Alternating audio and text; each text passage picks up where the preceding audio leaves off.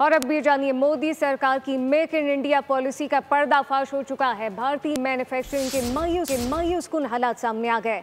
Manufacturing इशारिये Modi की नाकिस मौशी हिकमत अमली का मुंह बोलता सबूत है।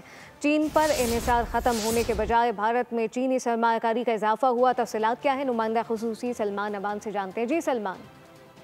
बिल्कुल यही दो बातें हैं जो जैसे आपने बयान की हैं कि एक दहाई गुजरने के बावजूद भारत की मईशत में जो लोकल मैन्युफैक्चरिंग है उसका हिस्सा 14% से भी कम है और चीन की जो सरमायाकारी है, चीन से जो दरामदात हैं वो भारत में बढ़ चुकी हैं और आज भी भारत में मोबाइल फोन और शमसी पैनल्स की असेंबली के पुर्जे और खाम माल चीन से बरामद किए जा रहे हैं। इसी तरह फार्मास्यूटिकल का शुबा जो है उसमें भी 72% से ज्यादा खाम माल जो है बड़ा पोर्शन है वो आप कह लें कि चाइना से खरीदा जाता है। इलेक्ट्रिक गाड़ियों में इस्तेमाल होने वाली बैटरीज के लिए भारत का चीनी टेक्नोलॉजी पर इन्हिसार है। इस तरह जो मोदी सरकार ने प्रोडक्शन लिंक्ड इंसेंटिव स्कीम शुरू की थी उसका फायदा अब सिर्फ चंद महदूद शोबों को हुआ, जबकि बुनियादी सनती ढांचा जो है वो भारत का अब भी कमजोर है और भारत का एक मल्टी डिपेंडेंट मुल्क बनना और चीन या अमेरिका जैसी बड़ी मौशी ताकतों के ऊपर इन्हिसार करना वो बिल्कुल मोदी की पॉलिसीज को सबके सामने आश्कार करते हैं। और इसी so called make in India policy की बदौलत जो इंडियन आर्मी है, इंडियन एयरफोर्स है, इंडियन नेवी है वो भी सफर कर रही है, जिसकी सबसे बड़ी और एक क्लासिक एग्जांपल जो है वो इंडिया का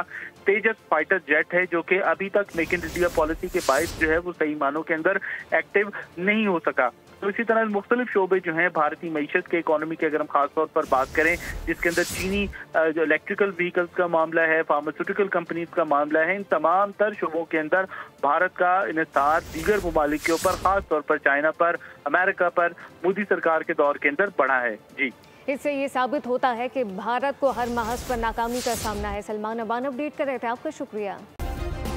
सब्सक्राइब करें और बेल दबाएं ताकि कोई खबर रह न जाए।